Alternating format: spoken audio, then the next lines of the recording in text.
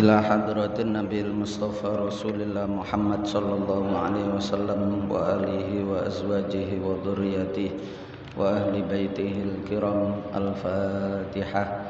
A'udzu billahi minasyaitonir rajim. Bismillahirrahmanirrahim. Alhamdulillahi rabbil alamin arrahmanir rahim maliki yaumiddin. Iyyaka na'budu wa iyyaka nasta'in ihdinas siratal mustaqim siratal ladzina an'amta 'alaihim ghairil maghdubi 'alaihim waladdallin amin. Tsumma ila jami'i ikhwana minal anbiya wal mursalin wal awliya wal ulama wasyuhada'i wassalihin wa jami'i masyayikhina fid din wa muallimina wa muallifi kutubina wa jami'a man 'allamana walau harfan wahidan. Al-Fatihah. A'udzu billahi minasyaitonir rajim. Bismillahirrahmanirrahim. Alhamdulillahi rabbil alamin arrahmanir rahim maliki yaumiddin.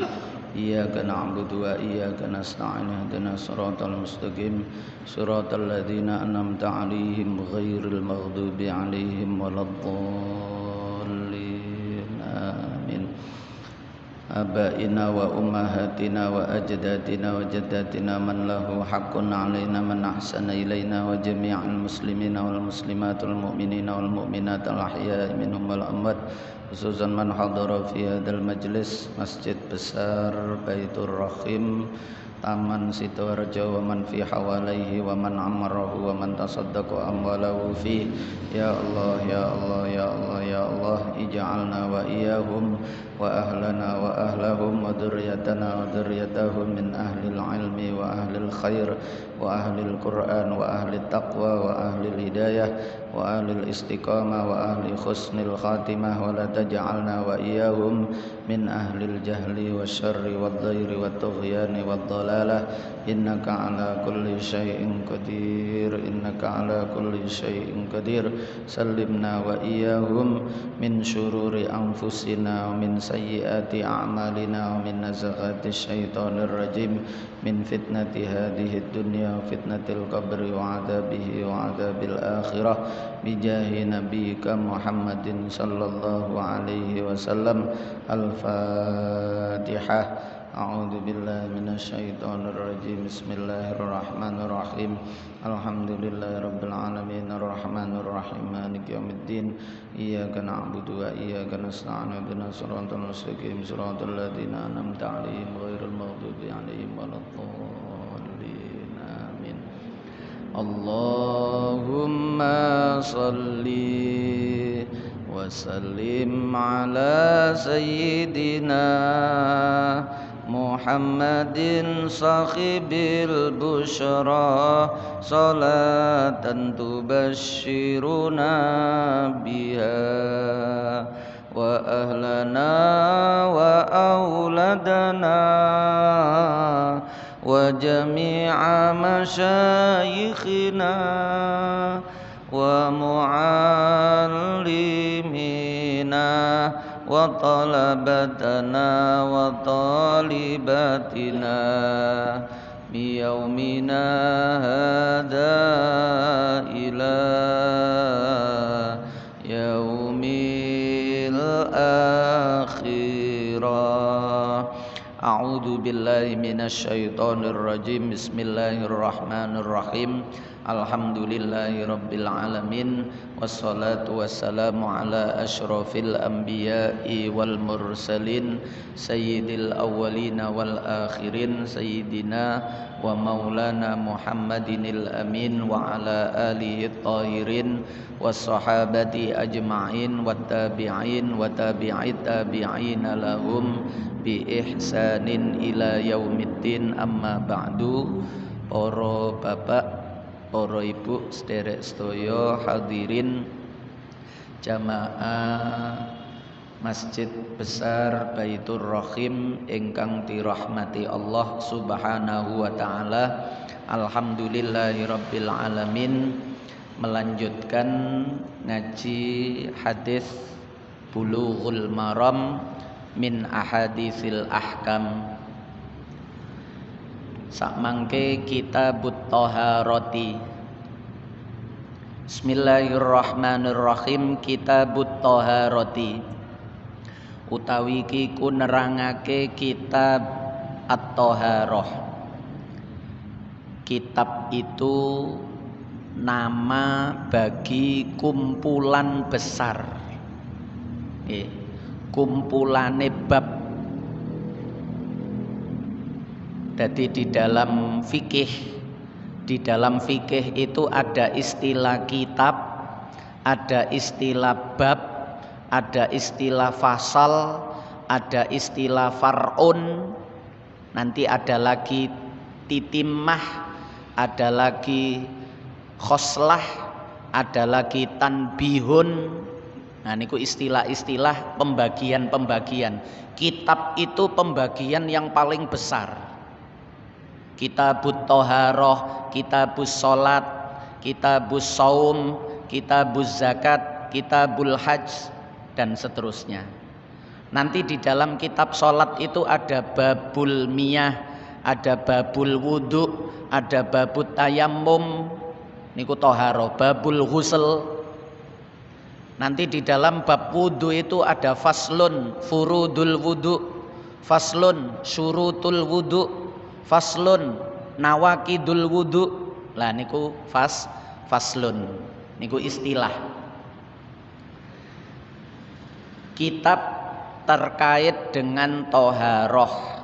Thaharah itu secara bahasa artinya bersih, nadofah. Secara istilah niku dua. Kalau tidak bermaksud menghilangkan najis, berarti yang dimaksud Thaharah itu adalah menghilangkan hadas. Niki secara istilah fikih. Jadi fikih niku nek bahas Thaharah berarti nggih dua niki. Nek mboten bahas ngilangi najis, nggih. Kalau tidak membahas terkait menghilangkan najis, izalatun najas, berarti membahas tentang raf'ul hadas, menghilangkan hadas. Najis niku kotoran yang nampak, hadas niku kotoran yang tidak nampak.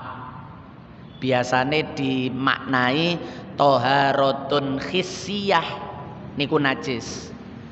Kalau hadas toharatun hukmiyah atau maknawiyah.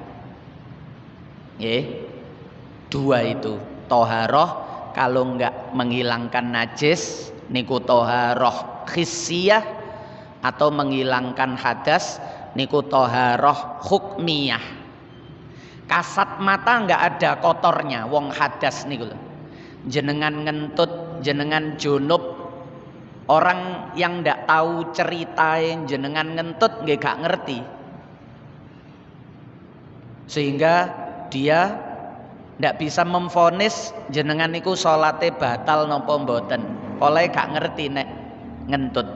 Umpama ngerti dielingno, lho jenengan durung wudu kok salat, kan wau ngentut. Tapi sing mboten ngerti ceritane ngentut nggih gak iso ngelingno kaya ngenten niku karena tidak nampak. Niku menghilangkan hadas. Kotor tapi tidak nampak. Nek najis kotor tapi nampak. Dua-duanya kotor dan tidak boleh dibawa di dalam sholat. Sama-sama tidak boleh dibawa di dalam sholat.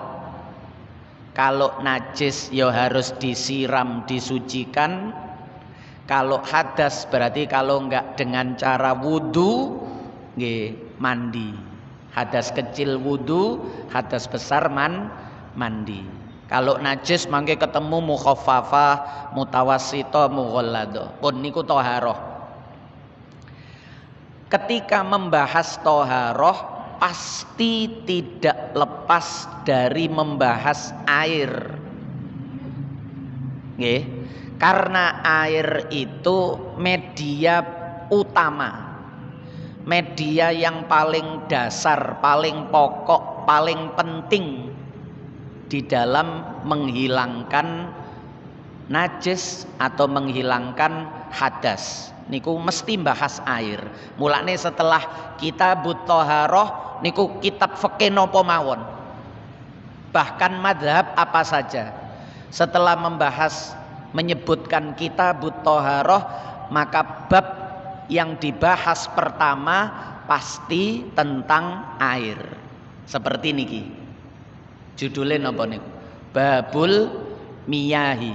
Jenengan harokate mim kasro napa dhamma? Kasro nggih, miyah. Niku terkenal ten fikih memang di kasro. Babul miyah. Miyah niku jamaknya maun.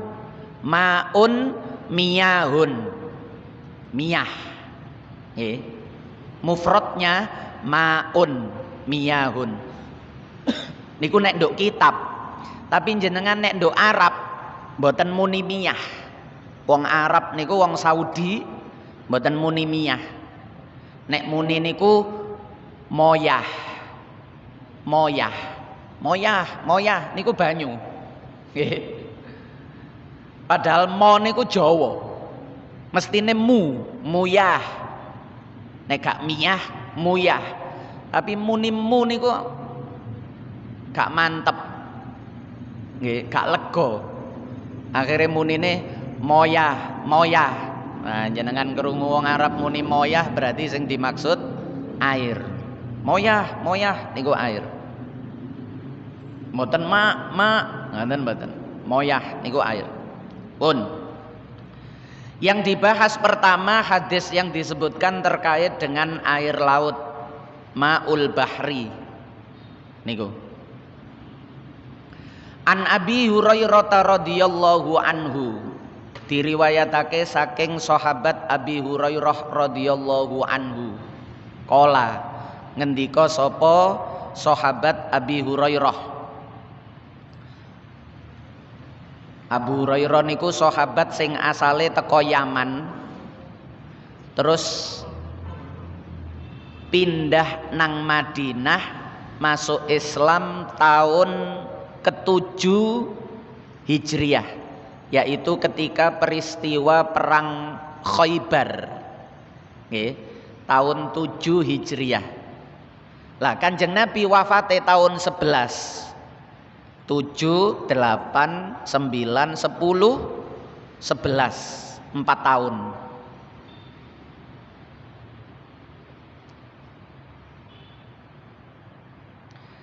Tapi beliau selama 4 tahun niku full, ndak pernah jauh, ndak pernah meninggalkan Kanjeng Nabi.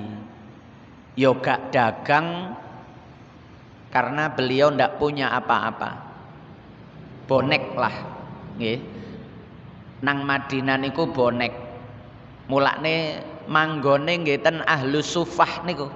Ten emperane Masjid Madinah. Niku Abu Hurairah. Cara sak mangke ngonten santri dalem. Santri sing melok Kanjeng Nabi, wis ndak pernah lepas dari kiyaine. Santri dalem. Niku Abu Hurairah. Nama Abu Hurairah itu bukan nama asli, tapi nama kunyah. Wong Arab niku nek jenenge ngarepe ana Abu, niku mboten nama asli. Bapake Hurairah. Hurairah niku kucing cilik. Bapake kucing cilik. Niki nama kebanggaan karena yang menyebut dulu seperti itu pertama kali adalah Kanjeng Nabi. Sebab Abu Hurairah niku pecinta binatang, khususnya kucing. Jadi ten pundi-pundi niku gendong kucing. Termasuk pas ngaji ngenten niki. Kanjeng Nabi waktu ketok Abu Hurairah ngaji ngenten niki, terus di balik bajunya itu ada sesuatu yang bergerak. Kanjeng Nabi khawatir, lho apa iku Abu Hurairah? Kok obah-obah? Abu Hurairah kalih guyang-guyu, niki Kanjeng Nabi, kucing. Oh, bapake kucing. Niku gojlokane Kanjeng Nabi. Kanjeng Nabi niku akrab dengan sahabat. Gojlok-gojlokan niku wis biasa. Akhirnya sahabat liyane nggih, "Weh, Abu Hurairah, bapake kucing."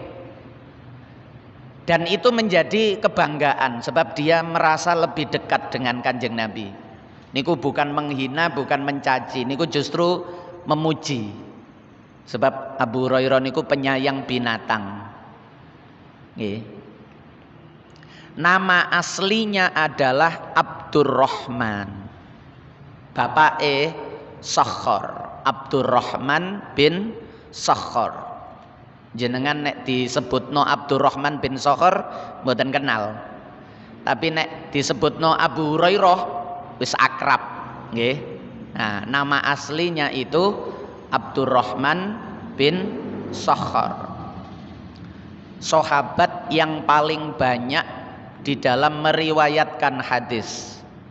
Disebutkan sampai mencapai 5.374. 5.374. Niku Abu Hurairah. Nggih.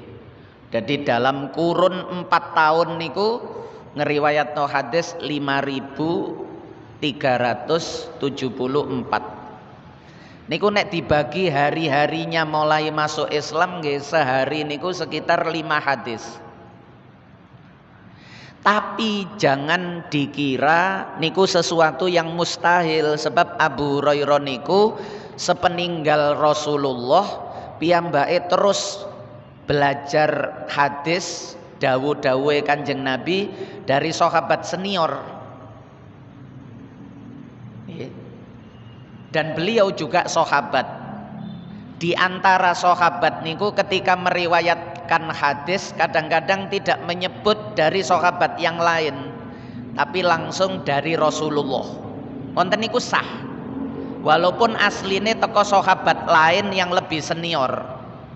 Tapi karena beliaunya itu sama-sama derajat sahabat, satu tobakoh, nek ten ilmu hadis satu tobakoh, satu tingkatan, sak leting, podo-podo sahabate, ngenten iki langsung qala Rasulullah mboten masalah, tidak dipersoalkan oleh para ulama. Sehingga banyak itu kadang-kadang tidak langsung dari Rasulullah, tapi dari para sahabat yang lain. Sebab beliau niki termasuk sahabat yang belia, yang muda ketika baru masuk Islam. Wafat tahun 51 Hijriah. Jadi sedone Kanjeng Nabi kali sedone Abu Hurairah niku selisih 40 tahun. Sehingga dia punya banyak kesempatan selama 40 tahun itu untuk belajar dan mengajar. Nggih, untuk mengambil hadis dan menyebarkan hadis.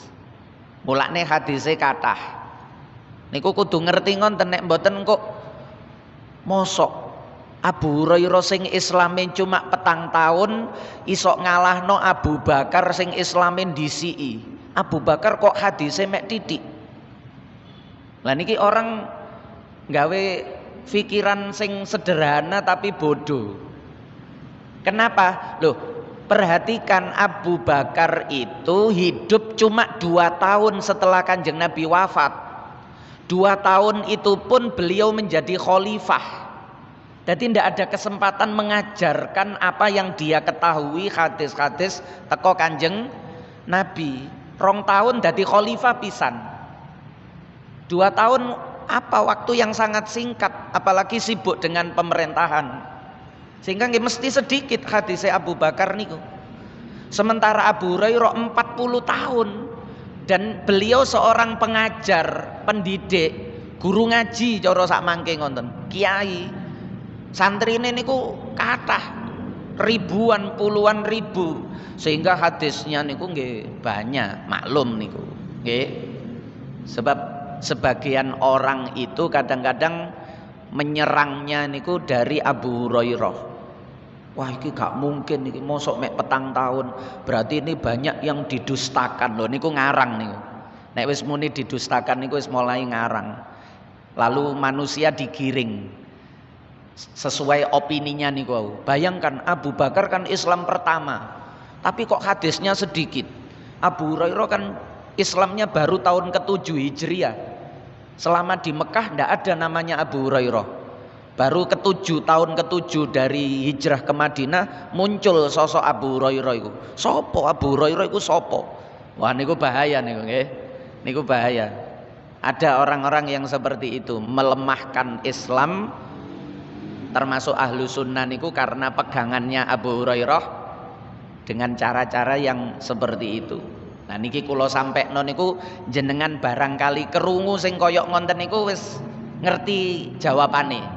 Cek gak gampang melok bingung. Wong bingung niku soalnya gak ngerti. Gak ngerti terus ono sing ganggu.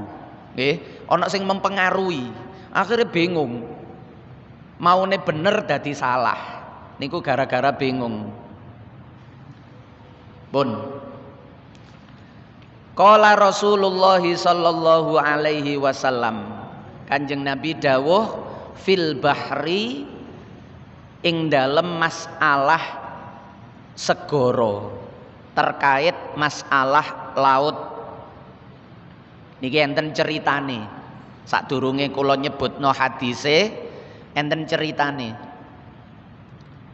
Kalau dalam ilmu hadis namanya sababul wurud. Sababul wurud, sebab-sebab hadis itu muncul. Sebab Kanjeng Nabi dawuh niku mboten ujuk-ujuk. Mboten tiba-tiba berkata tanpa sebab. Hadis itu tidak muncul di ruang hampa. Moro-moro muni, mboten ana sebabe. Kanjeng Nabi kok muni ngono iku asale ya apa sih? Ceritane ya apa? Niku enten ceritane lah. Cerita niku nek nang hadis namanya sababul wurud. Kalau dijamakkan asbabul wurud. Kalau di dalam Al-Qur'an namanya sababun nuzul. Kalau dijamakkan namanya asbabun nuzul. Nggih, sebab turunnya ayat. Nek niki sebab datangnya hadis, munculnya hadis itu sebabnya apa? Lah niki jenengan kula ceritani.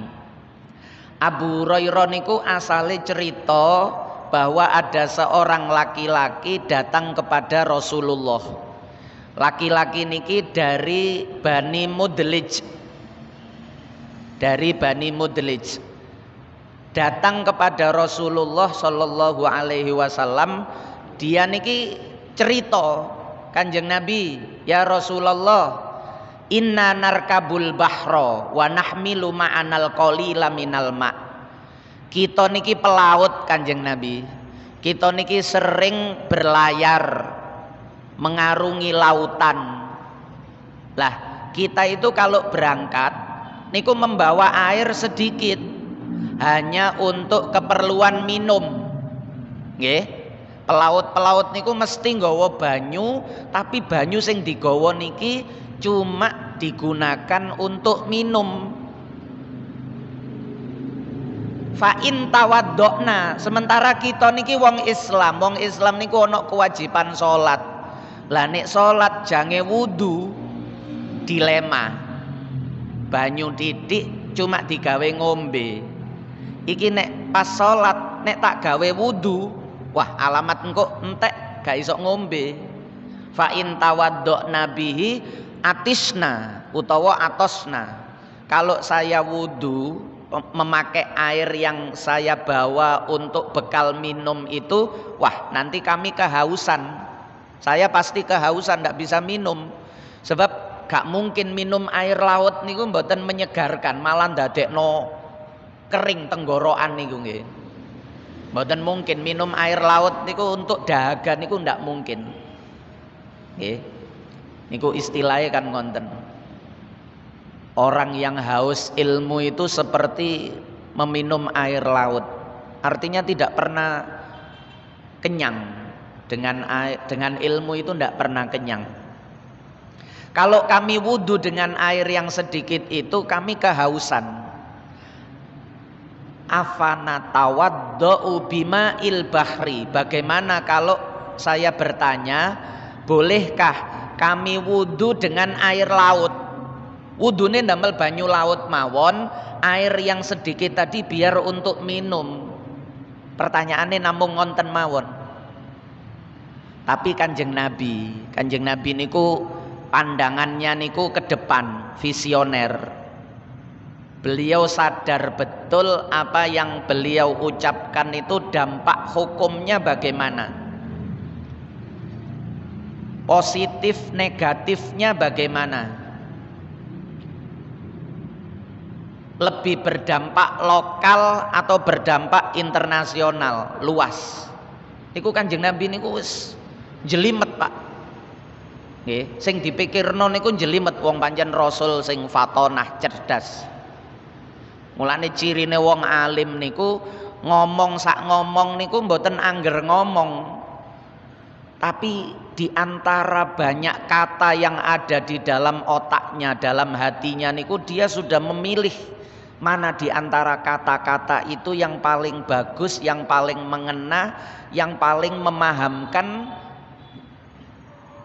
dan lain-lain, yang tidak disalahfahami dan seterusnya. Banyak pertimbangan untuk sekedar memunculkan kata per kata. Niki kula sampekno soalnya jawabane Kanjeng Nabi mboten sekedar boleh. Wayahe Kanjeng Nabi nek ditakoni, bolehkah kami wudu dengan air laut? Boleh. Selesai. Tapi Kanjeng Nabi jawabnya mboten ya oleh. Ndak. Kanjeng Nabi jawabnya wat tahuru ma'uhu al-hillu maitatuh. Nah niki jenengan mulai paham apa yang dimaksud Kanjeng Nabi. Padahal pertanyaannya cuma afanatawadda'u bihi, bolehkah saya wudu dengan menggunakan air laut? Jawabannya Kanjeng Nabi huwat tahuru ma'uhu al-hillu maitatuh. Dalam riwayat yang lain al-halalu maitatuh. Jenengan wis duwe gambaran untuk apa Kanjeng Nabi jawab sekomplit itu. Huwa utawi ma'ul bahri, laut niku lho. Huwa utawi al bahru iku at-tahuru kang nyucekake. Nggih, iku at-tahuru alat yang digunakan untuk mensucikan. Utawi lautan iku at-tahuru alat kang digunakan untuk mensucikan. Apa ma'uhu banyune laut? Sebab enten kali enten tahur gawe fathah to, enten tuhur gawe dhammah. Nek fathah tahur niku artinya sesuatu yang digunakan untuk bersuci. Jadi sesuatunya. Tapi nek di dhammah tuhur niku pekerjaan bersuci. Sami kale wudu, wudu niku nek di dhammah niku nggih pekerjaan mensucikan, menghilangkan dari hadas. Lapo?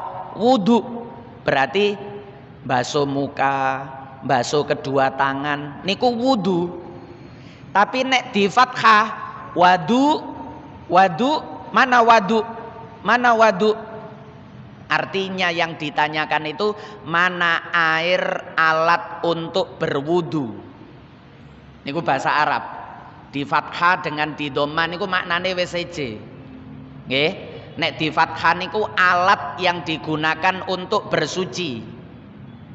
Tahur. Tapi kalau di dhammah pekerjaan mensucikan. Tuhur. Mulane Kanjeng Nabi mocone di fathah huwat tahuru, karena yang dibahas air laut niku mboten dibahas wudune. Nggih, mboten bahas wudune tapi bahas air laut. Pun niki ngaji niki kula ngejak jenengan ikut napa? Meneliti, memaknai, nggih, memperjelas maksud dari kata per kata dari sebuah hadis niki, supaya kita niki gak ujuk-ujuk gampang nyimpulno. Ternyata kesimpulan niku berdasarkan kemauan kita, bukan berdasarkan ilmu yang mengitari lafat per lafat niku wau. Niki banyak ngenten niki produk terjemah niku bahaya nggih ngenten niki. Mulane kiai-kiai biyen niku ceritane Mbah Yai Maimun. Aku iki menangi zamane kiai-kiai iku mengharamkan terjemah Al-Qur'an. Tahun 50 ke bawah niku Quran diterjemah niku kiai-kiai banyak yang berteriak haram, haram. Nek samangke jenengan melok-melok muni haram dimungsuhi wong sak Indonesia. Karena sudah di mana-mana jenengan muni haram ya napa wong wis nduk ndi kok muni haram. Tapi kalau baru muncul niki untuk menangkis karena kiai-kiai niku pun semerap. Dampaknya bagaimana kalau ada terjemah niku? Wong gak gelem ngaji, Pak. Wong gak gelem mondok. Lah iku wis ana terjemah lapo belajar. Lapo mondok. Lapo nang kiai. Diwaca dhewe kok. Wong wis ana terjemahane. Padahal seringkali niku wau. Terjemah tidak bisa menampilkan makna secara ilmiah. Hanya menampilkan kata diterjemah dialih bahasakan. Sing kula terangno niki gak bakalan jenengan saged nemoni teko terjemah-terjemah Bulughul Maram niku. Niki bukan untuk apa-apa supaya apa sing didhawuhno ulama biyen nggih. Nggih.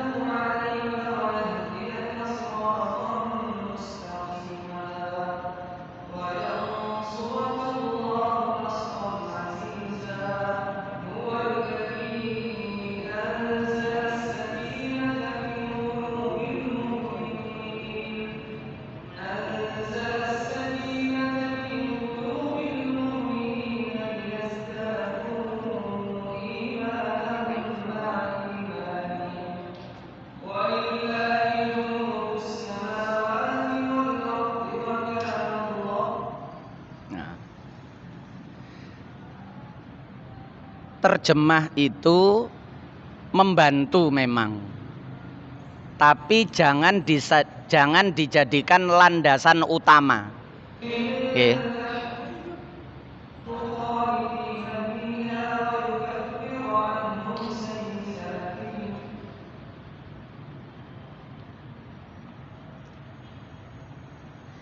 Jangan dijadikan dasar utama. Dasar utama tetap keterangane guru, nggih. Dasar utama niku tetap ngaji, tetap keterangane guru. Nggih.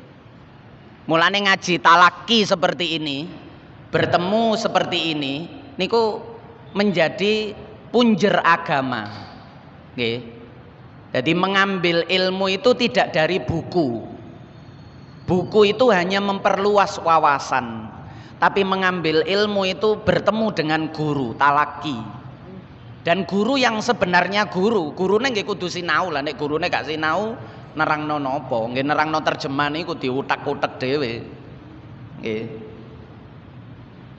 Lah, pun balik.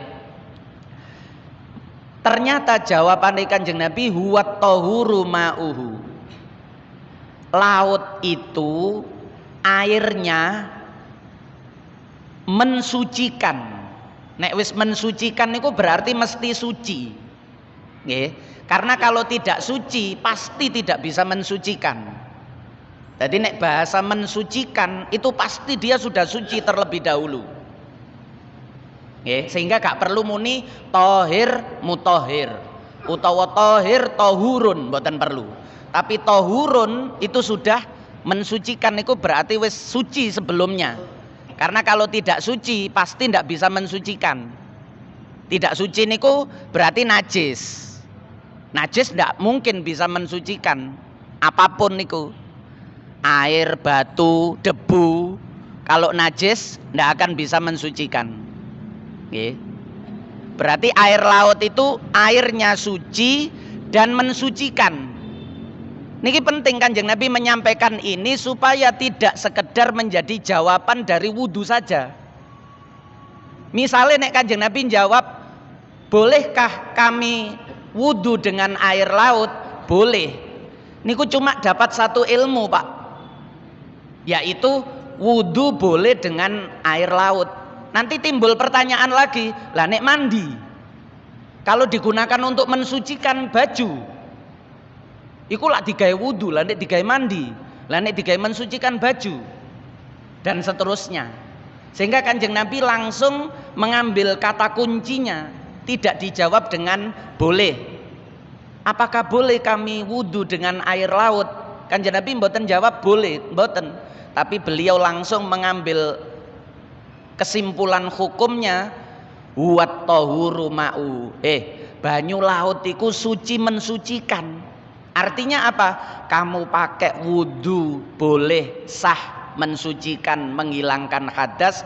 Kamu pakai mandi boleh, sah, mensucikan dari hadas besar.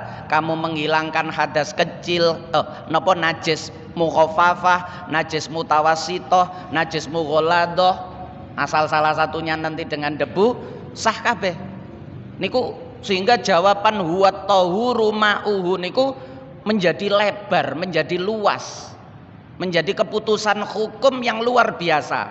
Niki istimewa Kanjeng Nabi ten mriku.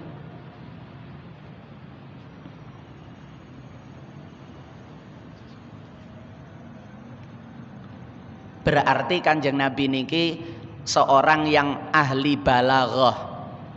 Di dalam memilih kata per kata itu beliau bisa menampilkan kata yang betul singkat tapi maknanya dalam dan luas, mengena ke berbagai hukum-hukum yang di luar dari apa yang ditanyakan. Sehingga gak perlu takon bolak-balik. Nggih, gak perlu takon bolak-balik. Takon siji iki dijawab huwat tahuru ma'uhu, berarti selesai.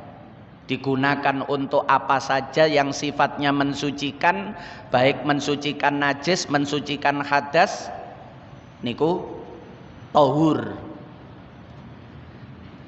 Bahkan beliau nambahi, niki di luar pertanyaan niki. Al-khillu maitatuh niki di luar pertanyaan. Ngenten niki kebijaksanaan. Nggih, ngenten niki kebijaksanaan. Welase Kanjeng Nabi nangone penanya dan kepada kita semua. Ditambahi bonus al-khillu maitatuh. Tur halal apa maitatuhu bangkaine, maitae bangkainya laut. Sebab bisa jadi orang itu bertanya, bolehkah kami berwudu dengan air laut? Niku bisa jadi banyak kemungkinan, Pak. Bisa jadi karena biasanya ndak pernah pakai air laut. Apakah air laut termasuk bisa digunakan untuk wudu? Atau kemungkinan lain, kami sering melihat bangkai ikan besar di laut, atau hewan atau ikan yang mati di laut. Bolehkah kami wudu dengan air laut sementara kami melihat ada ikan mati? Bukankah hewan yang mati itu hukumnya bangkai, yang menyebabkan air bangkai niku najis dan akan menyebabkan air itu juga menjadi najis? Sehingga kami kalau dihukumi air laut najis karena banyak bangkai di situ, banyak ikan mati di situ, berarti kami tidak boleh menggunakan air wudhu. Kanjeng Nabi gak cuma jawab terkait airnya, sekaligus menjawab ojo banyune, bangkaine iku lho. Ikan yang mati, ikan yang hidup di laut dan mati di laut, nggih, niku menjadi halal. Al-khillu maitatuh, nggih, halal bangkainya. Pun tinjauan fikih dari hadis niki, sing pertama bahwa air laut itu suci mensucikan. Satu, dari kalimat huwat tahuru ma'uhu. Jadi di antara contoh-contoh air yang suci mensucikan, air hujan, air sungai, air sumur, ya, air salju, air embun, termasuk salah satunya air laut. Dari hadis ini. Yang kedua, air itu kalau jumlahnya besar seperti air laut, lalu di situ ada bangkai, itu tidak mempengaruhi kesucian air laut tersebut. Karena air laut itu dalam jumlah yang sangat besar. Nek para ulama nanti di dalam fikih ada istilah air banyak, air sedikit, 2 kolah dan kurang dari 2 kulah. Dan itu nggih salah satunya dari sini. Tapi masih banyak hadis-hadis yang lain. Jadi jenengan jangan cekelan siji iki terus duwe kesimpulan lalu mengabaikan hadis-hadis yang lain. Niku juga kekeliruan yang sering terjadi dari kita yang tidak mau mengambil fikih, kepinginnya njupuk Quran hadis. Padahal pengetahuan hadisnya sedikit. Gak usah pengetahuan, duwe kitab hadis ini kalau mek titik. Duwene mek Bulughul Maram tok. Gak apal pisan. Mari ngonten, enggak, saya mau dasarnya hadis. Wah niki parah niki. Yok nopo jelasno ini ku yok nopo wong hadise mawon kitabe gak duwe. Mosok disebutno kabeh hadis niki kan jenenge melosoro kiai. Ya wis ngaji takrib, ngaji safina niku paling gampang sebab niku rumusan. Niku rumusan teko Quran hadis dengan cara yang sederhana langsung kepada fokus. Cara mangan ngonten wis langsung mlebu warung langsung tumbas soto wis. Gak usah tek takon bumbune napa, kulak tumbase ten pundi, cara masake yok napa, wah niku rumit nggih. Wong jange mangan mawon takon bumbune napa wis. Nggih sekolah sik. Chef, dadi chef dulu. Pun. Yang kedua niku air kalau dalam jumlah yang banyak itu kemasukan najis tidak berpengaruh. Nggih, tidak berpengaruh. Kecuali kalau sifatnya air itu berubah. Misalnya nduk pinggir laut niku enten bangkai ikan hiu, bangkai ikan paus, sehingga air yang ada di sekelilingnya juga menjadi bau. Lah nek niku jenengan wudu nduk ngene banyu sing jelas berubah baunya ndak boleh. Tapi ketika jenengan bergeser agak jauh, walaupun airnya menyatu, bertemu, tapi air yang agak jauh niku sudah tidak ada aroma bangkai niki. Lah niku yang dimaksud. Tapi kalau yang berubah niki warna, bau, rasa, nah niku berpengaruh.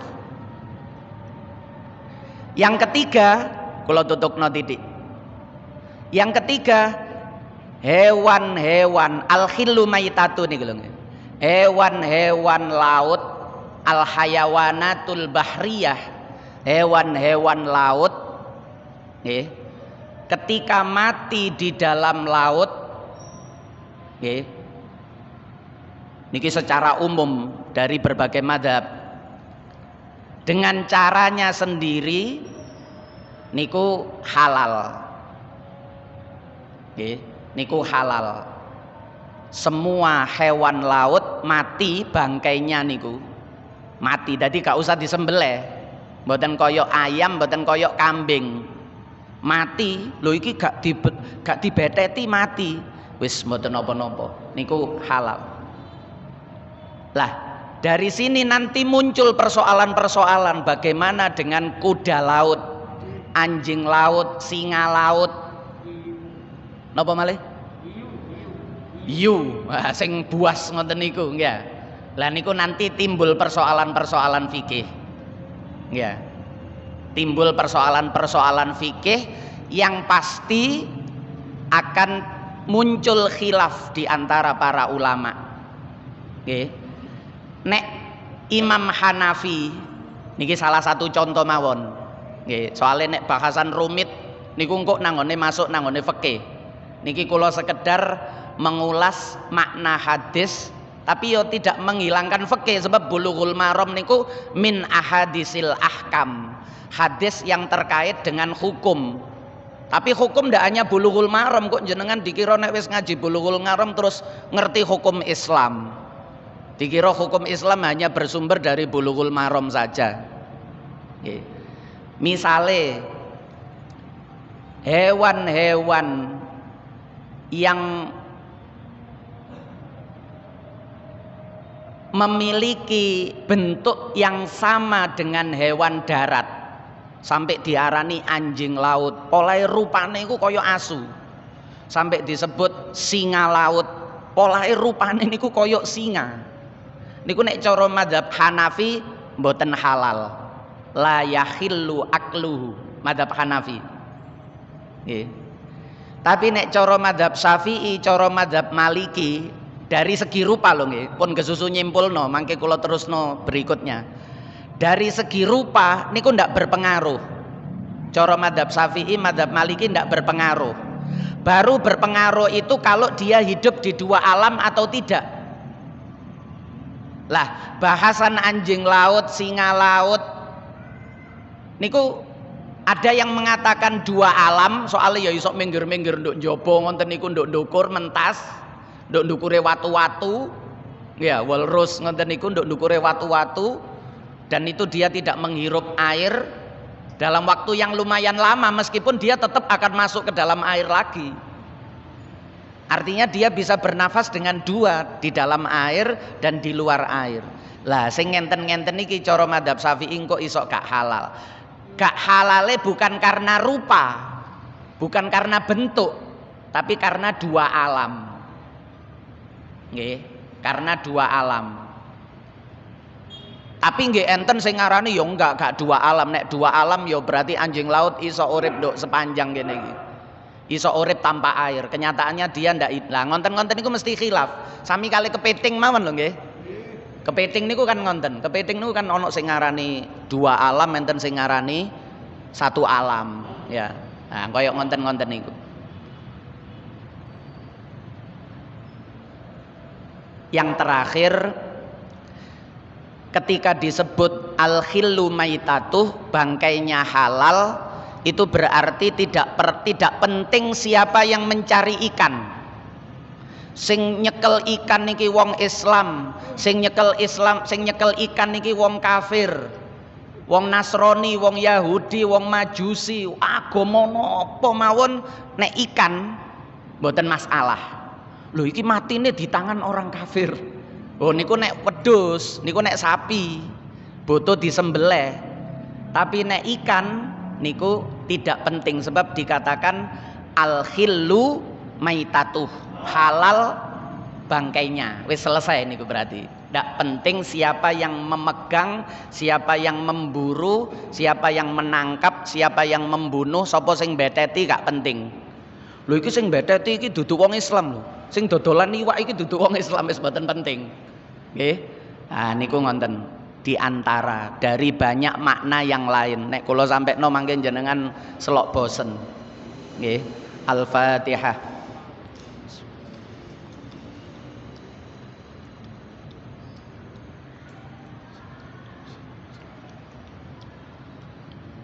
Barangkali ada yang ditanyakan monggo. Nggih, Pak. Mboten napa, isak rodok mundur titik mboten napa. Nggih.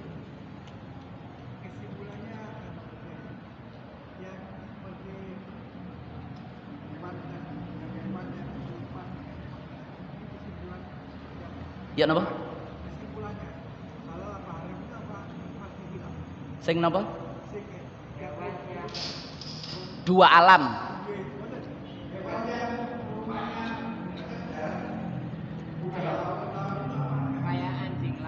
Khilaf tadi itu.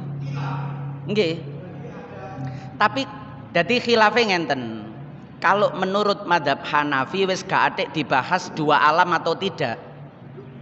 Karena sudah bentuknya itu seperti hewan darat yang haram, anjing, singa itu kan haram. Berarti ketika mirip sudah selesai. Tapi nek mazhab Syafi'i kali Maliki rupa gak pengaruh karena dia hewan laut. Al-khillu maitatuh. Rupa gak pengaruh. Sing pengaruh niku hidup di dua alam atau tidak. Lah, sehingga di dalam Syafi'i dan Maliki nanti khilaf. Kalau di dalam Maliki tidak ada khilaf. Di dalam Hanafiyah tidak ada khilaf. Tapi kalau di dalam Syafi'iyah dan Malikiyah khilaf. Yang mengatakan dia dua alam berarti haram. Yang mengatakan dia hanya satu alam berarti dia halal. Sami kali kepiting nih wow. Sing mengatakan dua alam kepiting haram. Sing mengatakan satu alam halal. Mulane kula niku mangan kepiting cuma sepisan. Nggih. Cara melok Mbah Yai Khalil Bangkalan niku halal.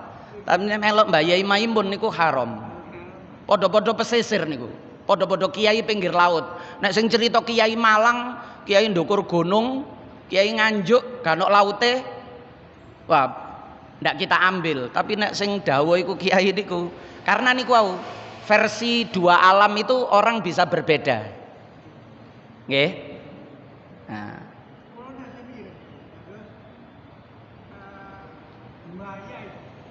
Buaya itu dianggap hidup.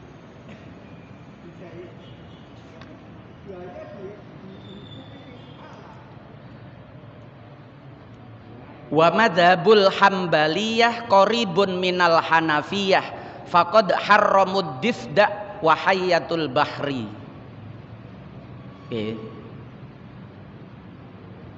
Mengharamkan katak dan mengharamkan ular laut.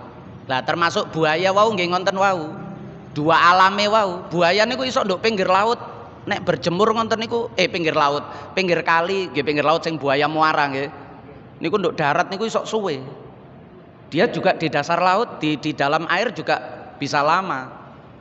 Menunggu mangsanya niku dari di dalam niku dalam waktu yang lama, sabar niku. Begitu ana wong wudu, tulinan banyu nduk pinggir langsung lep. Enten dhek nduk njero terus niku. Nah niku seperti itu. Oke, dua alam nek niku positif dua alam haram. Oke, positif dua alam haram. Tapi kalau masih diperselisihkan khilaf, ya berarti nek melok sing gak dua alam ya halal. Nek kolu nggih. Wonten kan. Nggih. Dalem? Nggih, mboten apa, mboten apa. Nggih.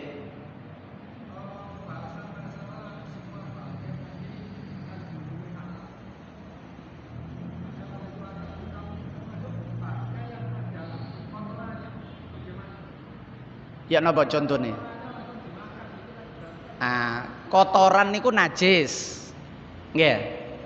Berarti najisnya itu harus disucikan dulu. Niki mboten bangkai sing membusuk lho nggih. Maksudnya niku hewan yang mati niku kan jenenge bangkai. Tapi nek wis membusuk, mengeluarkan bau yang tidak sedap, apalagi kalau sudah mengandung racun, pola wis membusuk beracun, nggih niku beracune niku sing ndadekno haram. Nggih. Mulane cara madzhab Hanafi niku tegas. Iwak munggut niku lho. Nek awak dhewe niku nggih iwak munggut niku lho. Munggut niku kan pola keracunan. Niku nek cara madzhab Hanafi haram. Karena dia ngambang-ngambang niku ma alqahul bahru au jazara anhu fakulu wa ma mata fihi wa tofa, muter-muter gliyeng-gliyeng niku fala takuluhu. Niku madzhab Hanafi memahami haram. Pola wis gliyeng madzhab Hanafi. Tapi nek madzhab Syafi'i haram itu kalau tegas-tegas meracuni. Tapi kalau sekedar dugaan, ya iki paling serik ngono ae nang tenggorokan tapi gak sampai dadi racun, niku hukume makro. Jadi kategori makro dan haram itu, makro itu kalau diduga membahayakan, diduga niku makro. Tapi kalau pasti membahayakan lah niku haram. Pasti meracuni, pastine niku haram. Sebab haram niku jazim. Nek makro niku ghairu jazim. Tapi kalau iki diduga orang ini akan keracunan, ngonten niku makro. Diduga niku makro. Tapi nek ojo dipangan sampean keracunan pasti iki. Kalau wis mari mati, kalau mangan iki mati. Sampeyan ya mangan mati pisan lah niku haram nek ngonten niku. Sono contone mati wis haram. Tapi nek Gak apa-apa iku wingi mangan. Nek ngono makro, soalnya ngambange iku jelas polahe kena obat. Nek sampean mangan kok sampean obate mlebu nang sampean, tapi iku mangan gak apa-apa bendina yo kecilikane nyekeli wak munggut sampai tuwa yo gak apa-apa. Nah, berarti makro. Karena diduga. Niku madzhab Syafi'i konsepnya begitu. Nggih. Nah, nggih, sampun. Maulaya sholli wa sallim daiman abada ala habibika khairil khalqi kullihim huwal habibul ladzi turja syafa'atuhu likulli haulim minal ahwali muqtahimi ya rabbi bil mustafa balligh maqasidana waghfir lana ma madha ya wasi'al karami ya arhamar rahimin ya arhamar rahimin ya arhamar rahimin farij 'alal muslimin. Tadi terakhir nggih, ngaji niki nek molor mboten napa-napa karena salat itu tidak wajib di awal waktu. As-sholatu ala waktiha niku nggih waktu awal, tengah kali akhir. Awal waktu sholah ridwanullah wa ausatuha rahmatullah wa akhiruha afullah. Mangke kula terangno nek wis bahas tutuk waktu sholat. Kula ceritakno Kanjeng Nabi niku sholate gak nduk awal waktu tok, tapi nduk akhir waktu mucuk-mucuk niku nggih enten. Nggih. Nah niku supaya kita niki luas, mboten gara-gara oh iki wis adzan kok sik ngaji ae. Wah niku ngajine kurang akeh niku nggih. Nah niku niki nek atik kula potong jenengan pemahamane separo bahaya. Akhirnya keliru sing dosa niki ngaji, iki ngaji kok keliru. Nggih, lebih baik kula tuntasno titik soal isak niku sampai jange subuh niku sik isak. Nggih, dadi pun gampang salah fahaman. Nggih.